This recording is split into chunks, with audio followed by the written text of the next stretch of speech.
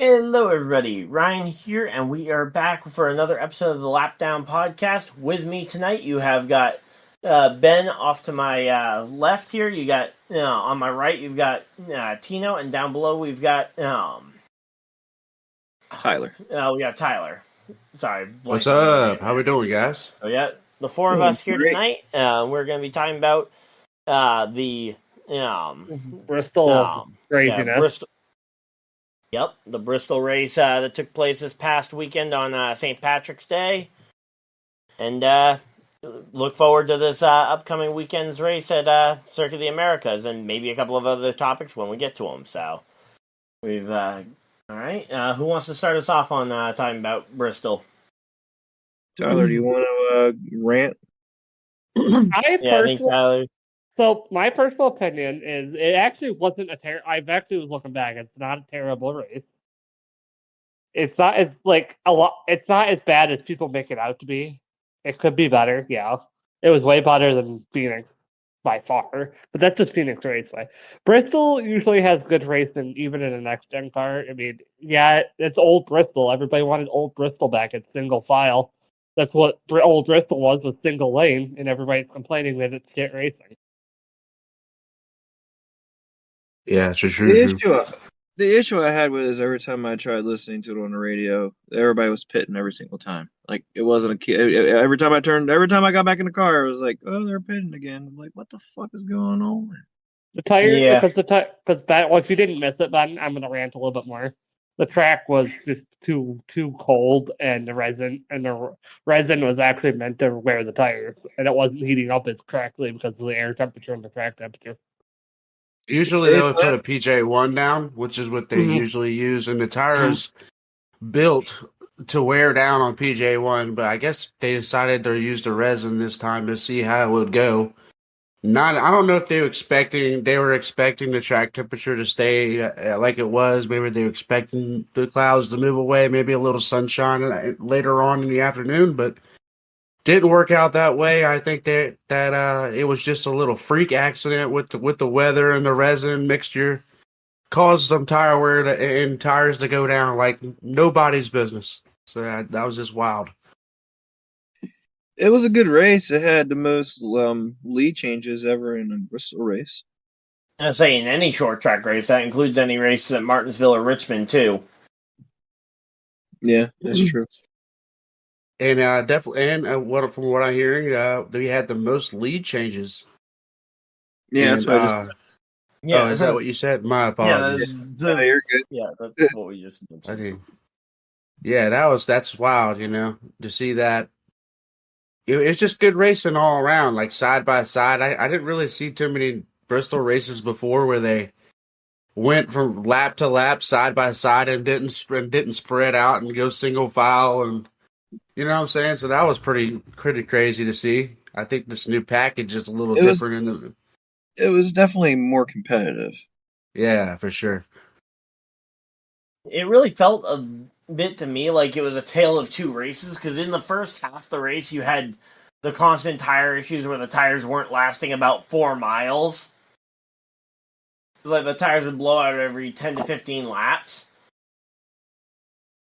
And around Bristol, I mean, that is legitimately about 4 or 5 miles that the tires were going, and they were just losing tires left and right. Surprisingly, only one actual DNF out of the race. Everybody else was still technically running at the finish.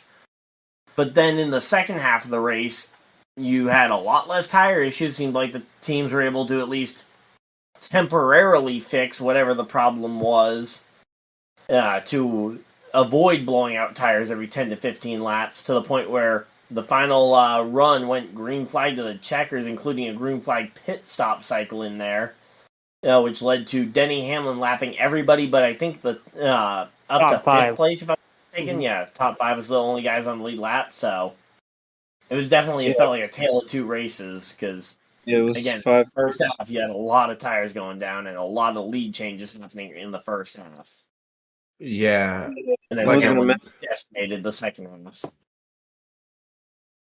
I was going to say that there were 54 lead changes during the race. That was just a little.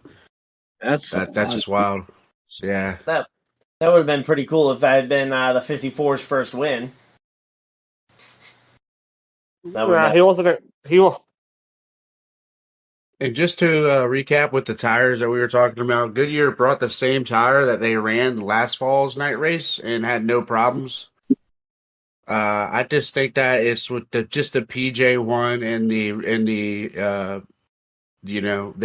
they switched to PJ1 with the resin. I believe that may have been just what messed everything up. So, Do you think they should have used the short track setup, or you think that wouldn't have made a difference at all? I mean, I like the racing how it was, honestly. I mean, it was nice, but I mean, I wonder if it made a difference in the wear and tear of the tires. Yeah, running it a little bit harder than you're supposed to, maybe. Yeah, because it's not a short track setup they were running there, so the cars You're running the intermediate. harder. Huh? They were running the intermediate setup. Yeah. Is that what it was? The intermediate? Okay. They were running the intermediate package. That's still not made for that track. Actually, yeah, it is because of how fast Bristol is. Would you realize how bad the racing would have been with that short track package? And I say my main thing when it comes to the aero packages, and I think I've said this a couple times already on the podcast, but I just don't know how much an aero package really affects a short track.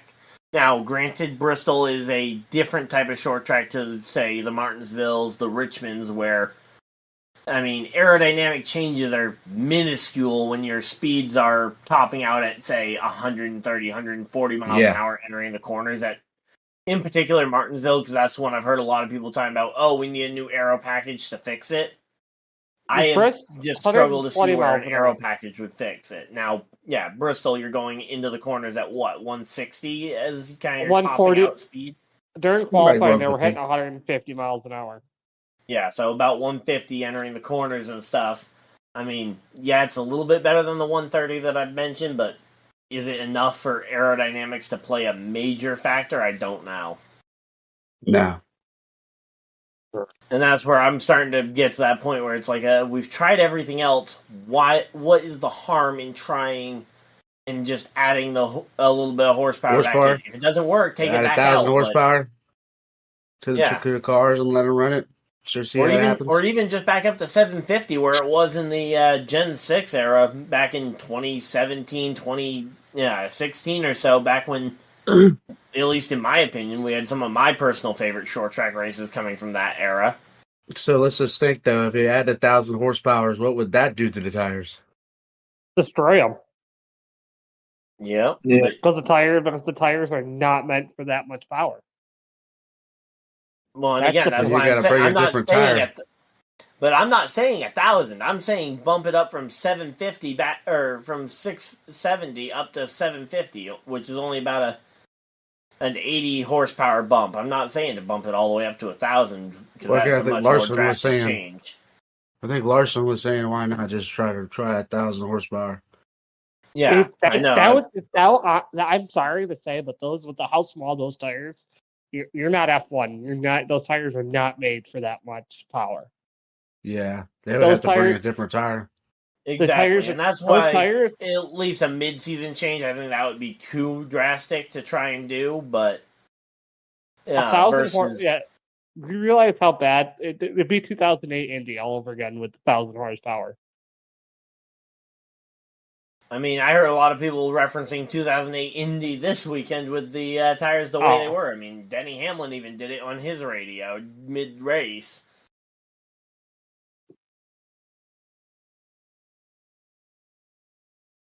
So, but again, I think though, at least for the short term, for say Martinsville or Richmond the next couple of weeks, I would like to see them maybe bump up the horsepower again. Only about 50 to 80 horsepower, just get it back up to the 750 that it was at in the gearing. If they've just fixed the fucking gearing. That's their problem. They're shifting, and it's not giving them runs out of the corners.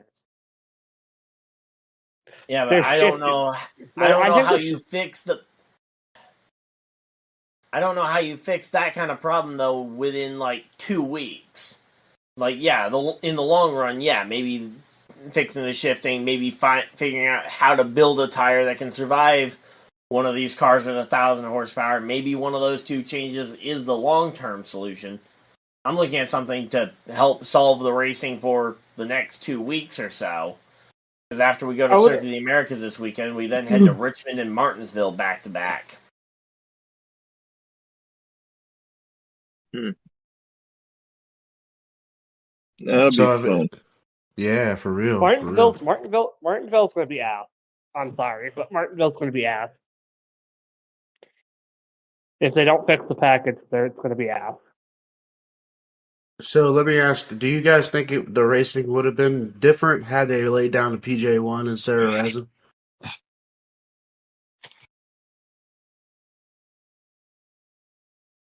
It might have made a difference because the tires definitely were ate up a lot, and they were talking about the resin a lot. So I think it could have made a difference. What about you, Ryan? I think to an extent it was also, I know we were talking before we went on the air about how the weather was about 8 degrees colder than expected as well, which even the PJ1, it needs heat to activate in. I remember it was playoff Texas. I don't remember which year it was. It was, I think, 2019 or 2020. And they laid just a super thick layer of PJ1 in every lane but the top lane. Or every lane but the bottom lane, and I just remember everybody sliding across it like ice. I remember specifically Stenhouse got taken out of the race on like lap 2 because of it. It was 2019, and it just stained the track, and it ruined it.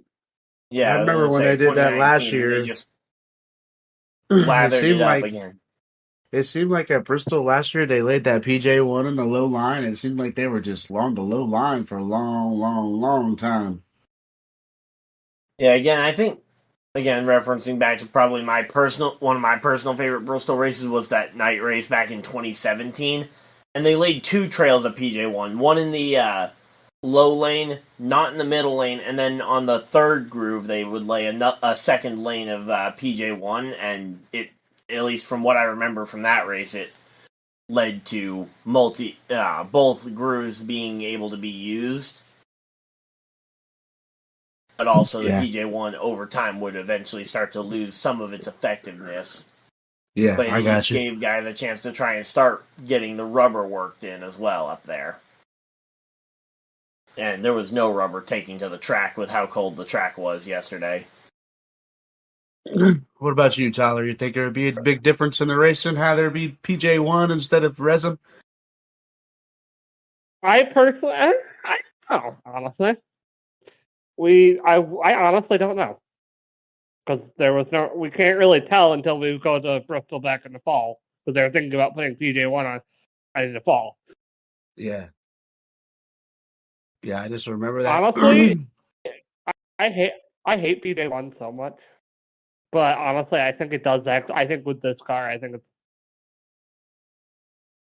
Yeah, for sure. The tire pack, the package they're running and the tires they're running is just built for it. But I just remember them laying it down at Bristol last year. It just seemed like they just tore that low line up where they laid that down on.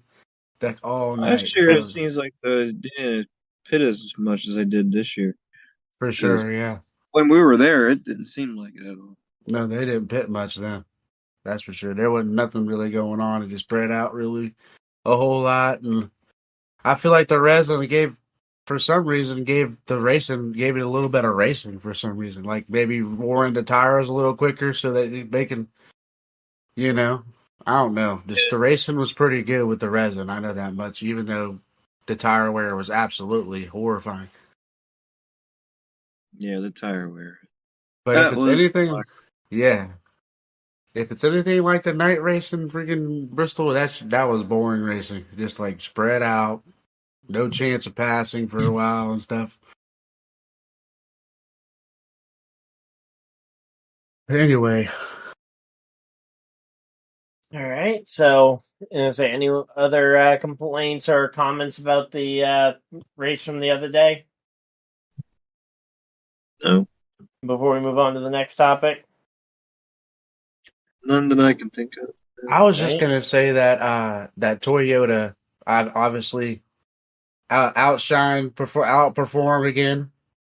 Yep. You know, uh, Chevrolet was not running very well. Specifically, Hendrick Motorsports.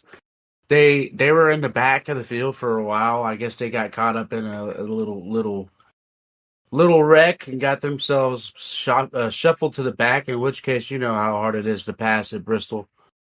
But I'm glad to see that Hendrick got a pretty decent finish out of all of it. So Yeah, they Yeah. had other decent. than that, So that actually flows pretty well into the next topic, which is kind of where we have been kind of spotlighting one team throughout this the last several weeks. I know at one point we did front row. Was last week? Last week we covered Joe Gibbs as well in that uh, segment, Ben, if you remember correctly.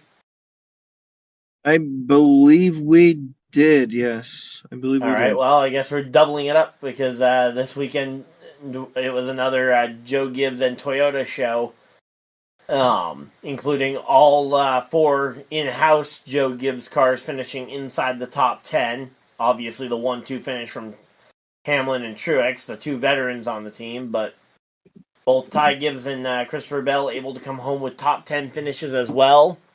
Let me tell you, as a Joe Gibbs homer, because of watching the Redskins, how well is Ty Gibbs doing so far? He's been very impressive. Yep.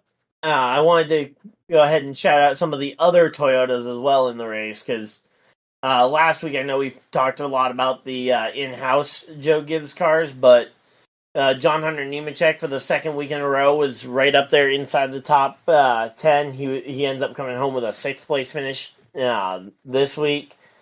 Truex, Yeah, he was doing Truex. good. Yeah, Truex. He's on that bounce back season, trying to hopefully put together a good season while he is once again in talks about whether or not he'll retire. Eric I think Jones this was is his running last pretty year. well prior to kind of that last round of green flag stops not going too well for him, which isn't overly surprising for a Legacy Motor Club pit crew. They are still working on building up their stuff because that Richard Petty team fell so far behind throughout the 2010s for that real. now, as they enter That the is so 2020s, surprising too. exactly, it's not a big surprise. Yeah, that they fell behind on the pit stops, and then you had the 2311 cars, which were up front early in the race, but then Tyler Reddick had his tire go down, which was I believe, was Reddick's the first tire to go down? I think Reddick's might have been the first tire to go down, which led to the one He might have been. retirement from the race Yeah, no, he when Zane spun Smith too. went diving into him. Yeah. So Yeah, he he and spun and Bubba wrecked. Wallace both had tire trouble, which led them to poor finishes, but they both also ran up inside the top 10 at points throughout the day. So just wanted to shout out some of the some of the other Toyota drivers. Yeah, But for sure. yeah, it looks like that new Toyota body, similar to the when they brought the new Camry back in 2017. Yeah, they're looking just as strong as back then, and even this year, it's not taking until the summer to really have it pop off for more than just one driver. Because back in 2017, Truex was the only Toyota to win prior to New Hampshire. Yeah, they're improving. Toyota's definitely improving. They're racking up the wins. They're moving up the win board. Yeah, and I mean, I And know back, none of us were over. Sorry. you're Yeah, I good. know. Yeah, I know none of us were overly worried about the Toyotas necessarily making the playoffs, but you've got two of them already locked in with wins, so yeah, for the Joe Gibbs resources, they can start to kind of focus the resources potentially on MTJ and in particular trying to get Ty Gibbs that first career win, It's especially where coming. they've got two more short tracks coming up. Again, once we get past Circuit of the Americas this week. We got both Richmond, which has been a typical Toyota track over the last couple of years. And then you've got Martinsville, which, again, the flat, short tracks like Phoenix, they were pretty good at Phoenix this past week. So, Yeah, But could this potentially show hope for the Legacy Motor Club cars, though, or the 2311 cars to maybe get more than 6 Toyotas into the playoffs?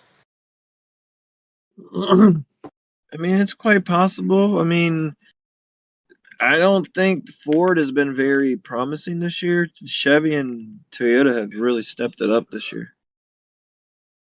Yep. I honestly I think we'll as have... of right now, I mean, it's hard to say that they would get more than 6 Toyotas in just because of how that there's only 16 spots in total in the playoffs.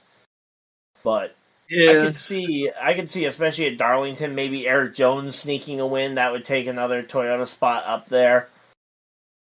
In addition to the at least 3 of the 4 Joe Gibbs cars probably winning a race. Yeah, I think there'll be at and then least you've 4. got Reddick, who will probably win it as well. And then you got the question of, okay, Ty Gibbs, does he get a win and end up becoming that 6th Toyota into that one? Does Bubba Wallace go and pop off a win at, say, Kansas? Oh. Just remember, Tyler Reddick is the defending winner of COTA, too, as well. Yeah. Yeah, he won COTA last year, so you can't necessarily rule him out.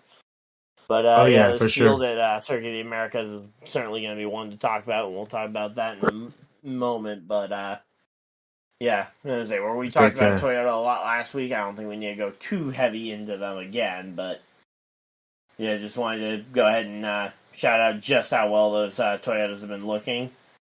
And I guess we can start with some Circuit of the Americas preview. So we've got Shane Van Gisbergen getting ready for his first Cup race of the season.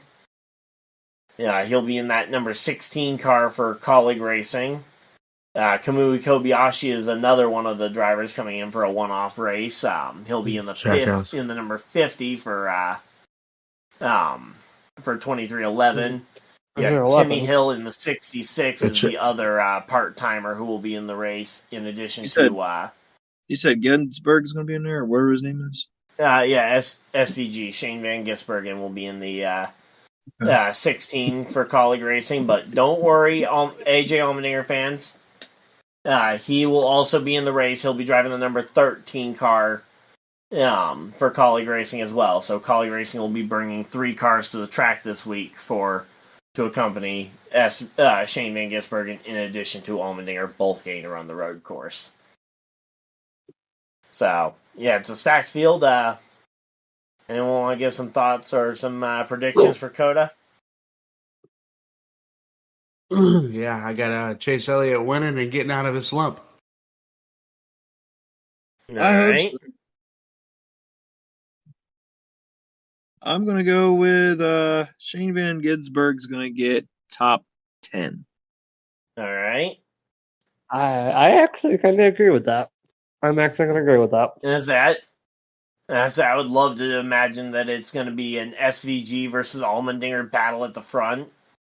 The only hard part there would be just kind of the lack of reps, but for a lot of these drivers, it's a lack of reps at this track because it's a fairly new track. How cool would it be if it was Larson and Ginsberg at the top and they were battling it out?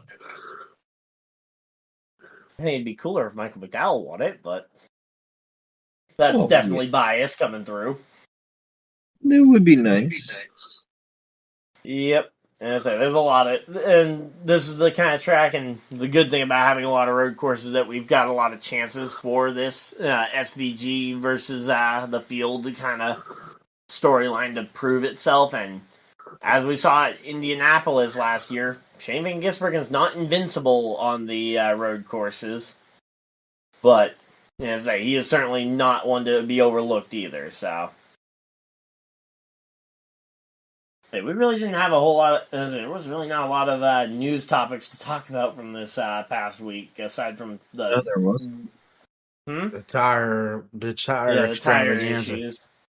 Yeah. And Ben, did you have any other topics? Well, what do you feel that they're going to do next Bristol race? Are they going to run the same package? Do you think they're going to change it up?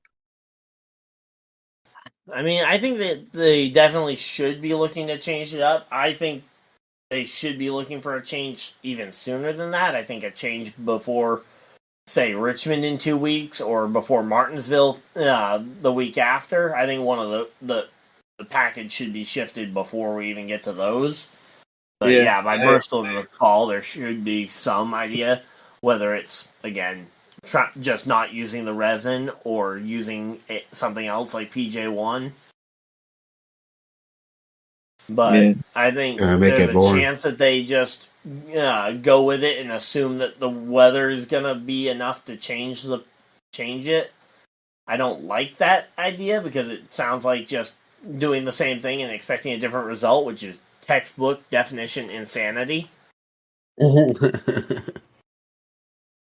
This NASCAR we're talking about. Well, yeah. I mean, going in circles is kind of their thing. Yeah, for real. Another left turn and another. Yep. I think it's gonna. I think they should keep it how it is, and I mean, obviously it's gonna be cold then too, though. That's only gonna be the problem. I don't know. I mean, it's what, early to mid September. I mean, it's pretty chilly there last time I was there. Okay, yeah, it just feels like it should be much warmer down there. Usually by that time we're starting to worry about snow, which reminds me, we've got snow coming in starting tonight and going on through the next 4 days. That sounds like fun. Keep it up there. We've got 2 separate storms coming between tomorrow night and Monday, dropping about 5 to 7 inches each. I live in Ohio. I don't get snow. How about another thing we could add is Chase Elliott running that Dale Jr. throwback ski for Darlington. It looks beautiful. That actually, I'm excited for that. Yeah. No, I actually that ski. Can I actually say something real quick about speaking of Dale Earnhardt Jr.? I don't know. Is that rumor true that he might be running the All-Star race? I haven't heard anything about that. I haven't heard anything about that. I doubt it. I'd love to see it, but there's a rumor going. Yeah, but it is North Wilkesboro, so I wouldn't doubt it. That'd be cool. Yeah, I just know that I've heard and gotten fooled by a couple of those types of things over the years. Usually following around one of my favorite drivers, Carl Edwards, and the possible return, like the potential. Apparently, Chip Ganassi reached out to him during 2020 when Larson got suspended. Oh wow! At least, but that's a junior or Carl Edwards. That was Carl Edwards. He reached out to Carl Edwards before talking to Matt Kenseth. Yeah, Carl Edwards was the first call he made, and then the second one was to Kenseth. But Carl Edwards turned him down back in 2020. So, yep. But So I think we started to talk about Coda picks. Let me go ahead and actually get them written in here real quick. So we'll go again with Tino, because I know Tino already said his.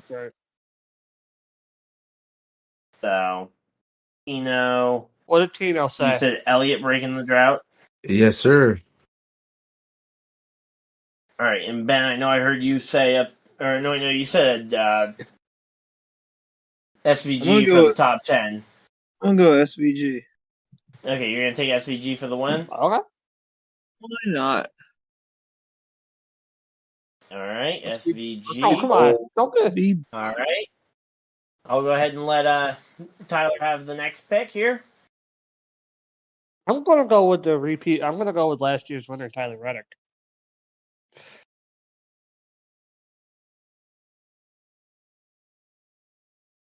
What about you, man? That's gonna be Mr. Ryan Dyer? I'll go with a nice, easy, boring, predictable pick. I'll take one of my favorite drivers. I'll take Michael McDowell.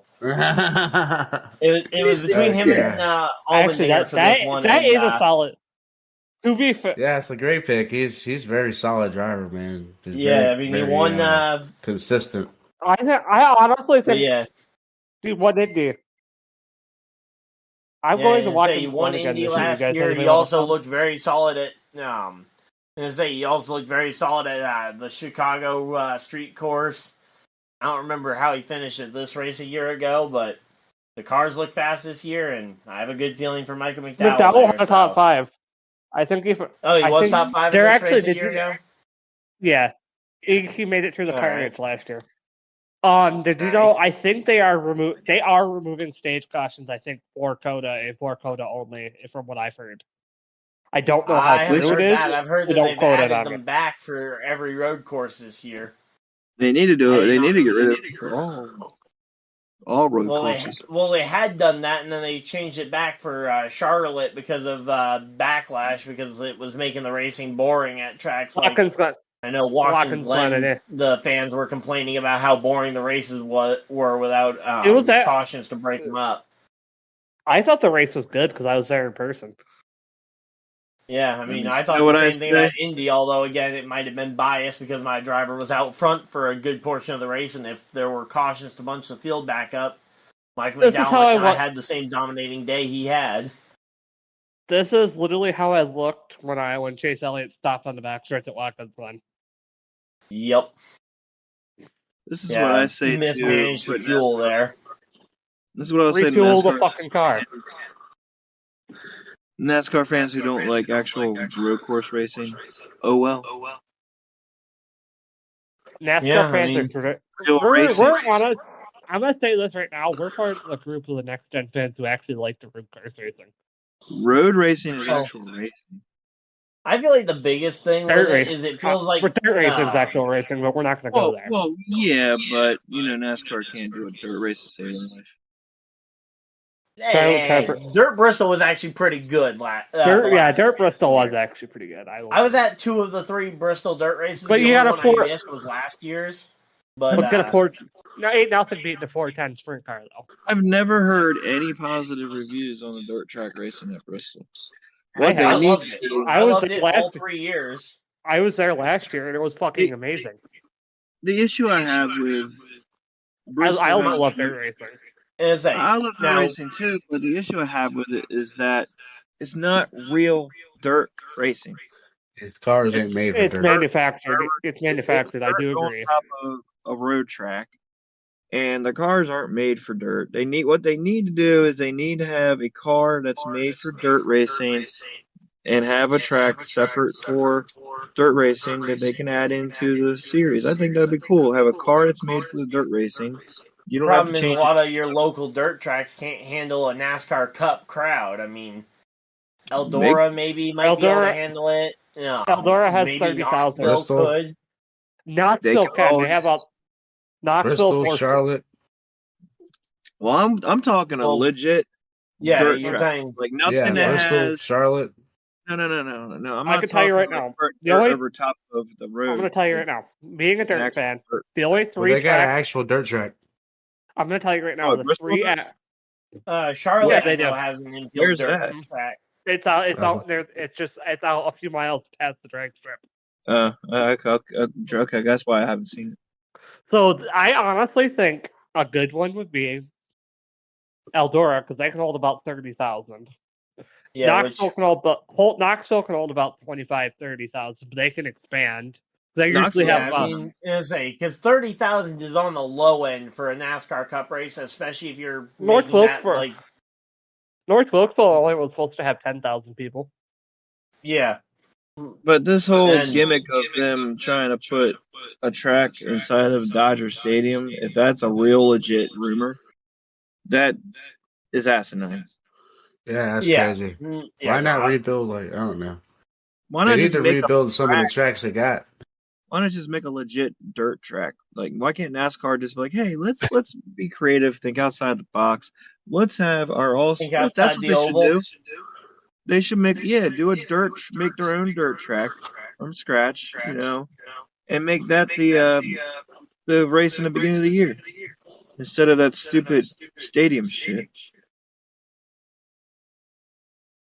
But when it comes to the whole Bristol dirt race, though, I will say a couple of the things that, since I was at the first 2, I was at the third one. Yeah, so some actual criticism from someone who actually was there and appreciated the dirt racing while we had it at Bristol.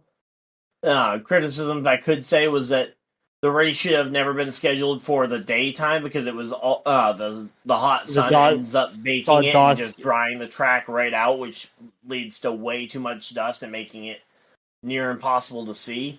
I mean, go back to any of my footage from the Bristol dirt race in 2021. You can barely see the cars because the dust is so bad. Oh, yeah, that's right. You sent videos. You sent me a couple videos. Yeah, I remember. I also posted them on YouTube as well. Yep, I remember saying them. The stage finishes and stuff. Now in year 2, they made the right choice. They changed it to the night race. Now I'm not trying to talk about like the whole racing on Easter night thing, even though I'm not a big fan. I'd rather see it on a Saturday night versus a Sunday night. But regardless, they moved it to the nighttime and it was better. Now there were weather problems, but you can't predict the weather to an extent. Spring Bristol's always fought weather changes, although I will say this, if that race was on the concrete in 2022, I don't think that race happens on Sunday night. I think it gets pushed to Monday, maybe even later than that, depending on what the weather looked like the rest of the weekend. But it was a damp and soggy night. But the dirt track was able to actually do it, and because of the added moisture, it was actually able to happen. The race was actually able to work somewhat well. You better bring your raincoat when you come to Bristol, folks. Yeah, especially in the spring. But then 2023's race, I wasn't able to go. I had to watch it from this chair right here. But I got to watch it from I got to watch it from Petty Tower. Nice. I got to say everything looked well on the TV aspect. I don't know what it looked like. It was fucking amazing. Yeah, I mean that finish was the best finish I've ever seen. Yeah, I mean even because I know in 2022 they had the ridiculous finish where Briscoe slid up, took out Reddick, and allowed Kyle Busch to sneak through for a win, but wasn't my favorite way for one of my favorite drivers to go ahead and get a win. But the way that they raced in 2023, it felt like the drivers had finally figured out how to race these cars on dirt and put on a legit show. You saw one of your dirt regulars, Christopher Bell, able to find his way to victory lane. Anyway, to go check out the chat, I just sent something that you guys might like. All right, let's go ahead and see what this is. There's just a loud rumbling of the cars at Watkins Glen. Oh, yeah. But, that was kind of the thing I wanted to say about Dirt Bristol. It probably won't return, and I'm not going to say I'm going to... Beautiful sound. I'm not going to miss Gotta love that sound. I think I will definitely end up missing Dirt Bristol to an extent, but I will say if they do want to do a dirt race again, don't cover Bristol if you can. Do it at a proper dirt track if you can get enough seating. Again, that's one of those things. And I know, like, North Wilkesboro doesn't have a ton of seating either, and I've been... They're actually expanding it. They're actually expanding it to 50,000 this year. Yeah, they're trying to go all the way around the track. You got to be able to actually seat here's a crowd. Here's the thing about that. I think the fans have spoken. They came. They showed up this year and not record numbers, but really, really a lot of fans came this year to watch the cars back on concrete. So I think the fans have spoken, and I honestly didn't like the dirt track. That's just my opinion, though. I love anybody's opinion. Anyway, no, but the thing is, actually, we touched on it before the podcast started. The attendance. Everybody said attendance was crappy. Those grandstands were easily over 90, 100,000 people. Maybe like 40, 50,000 seats left. Yep. That's about it. It was easily over 100 and maybe even 110,000. Bristol, that's a hard thing to gauge it against the attendance of the dirt race, at least the 2 years I was there, because there were significant weather problems. Like, it was completely rained out both Saturday, Sunday, so everything had to be run on Mondays for the first dirt race, and then the second one was run in the middle of a rainstorm, so it was hard to really gauge what the attendance really looked like or what the interest was. have an announcement for. I just ran across an article 6 days ago. Don't All follow right. this guy, but it's on Facebook. Ryan Ellis, a driver in the Xfinity Series, Yep. Drives the announced 43. announced they re-signed a multi-race partnership with Costa Oil, and they're going to race. Costa Oil. Yeah, it's going to be raced at Martinsville Speedway, the first race. That's pretty cool. Nice.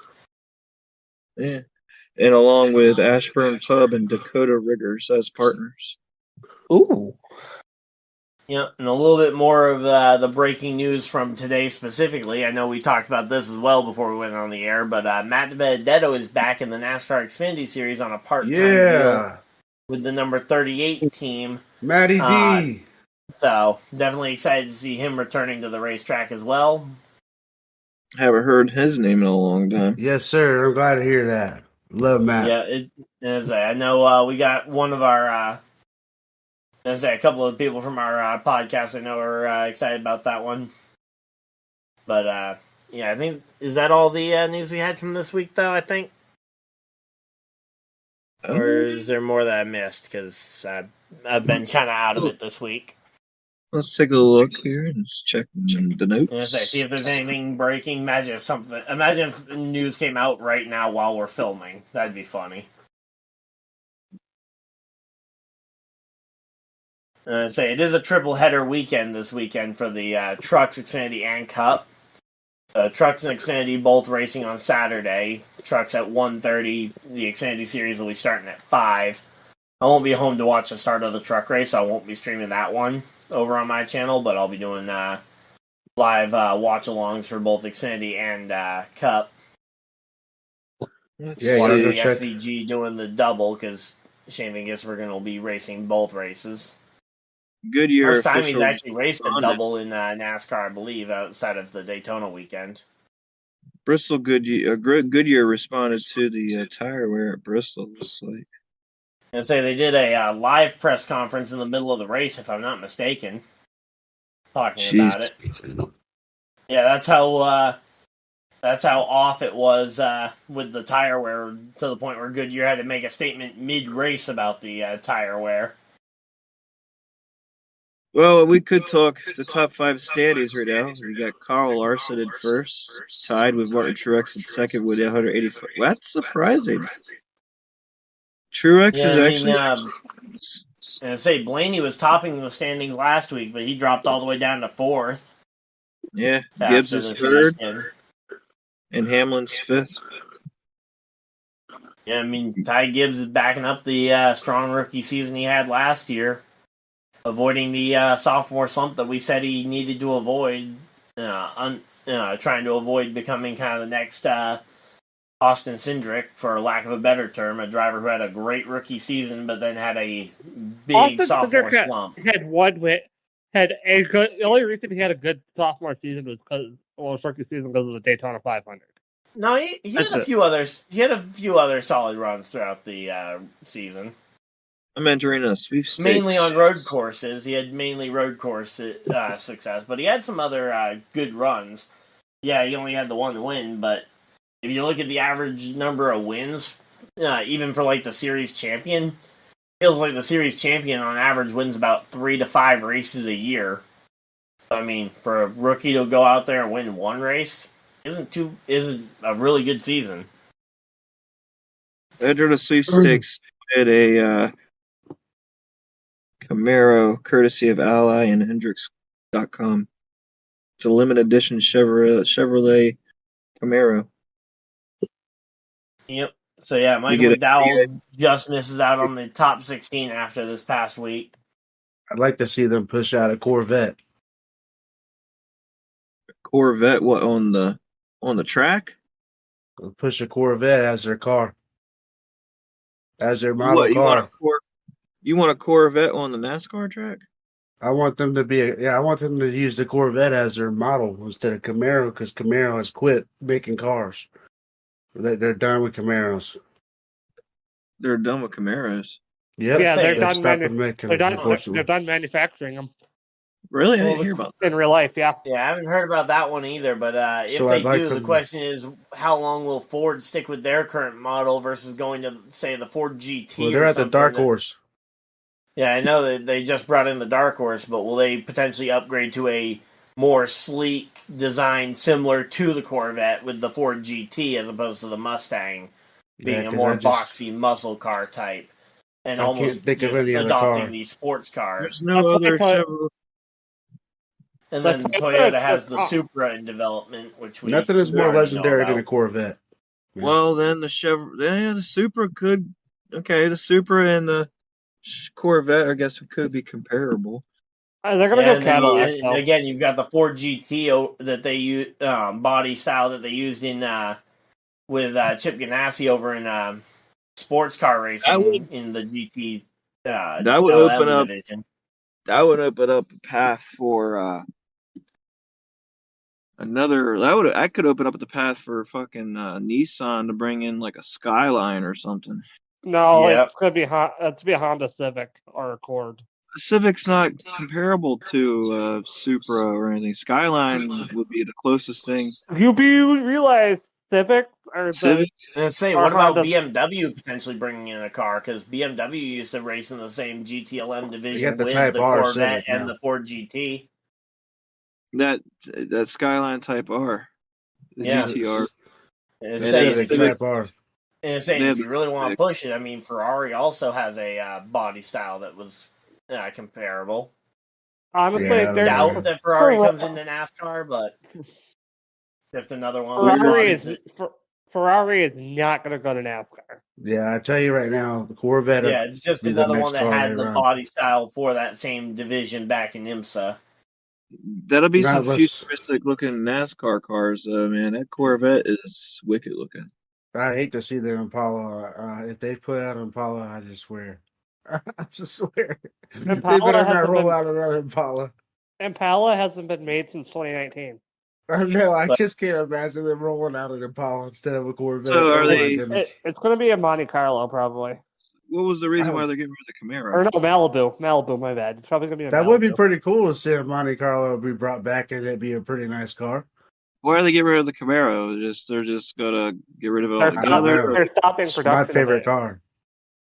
My dad So had are Camaro. they It's my stopping favorite car. production, or are they just They really or are. are they just not I'm making not them even- gas powered anymore? Are they potentially just going with an No, electric? I'm being version of the serious. They're Camaro? stopping production of the Camaro, the Charger, Yeah, well, I Challenger. know about Challenger, I about think, too. Dodge. No, Dodge I'm Just stopping saying the Challenger. the Ford's going to be the only muscle car producer because besides Corvette. Yeah, I wouldn't mind having a Corvette's Mustang. more of a sports car than a muscle car. That's Chevy. Chevy's not gonna put their Corvette all electric. Yeah, Chevrolet has officially waved goodbye to the 6th generation.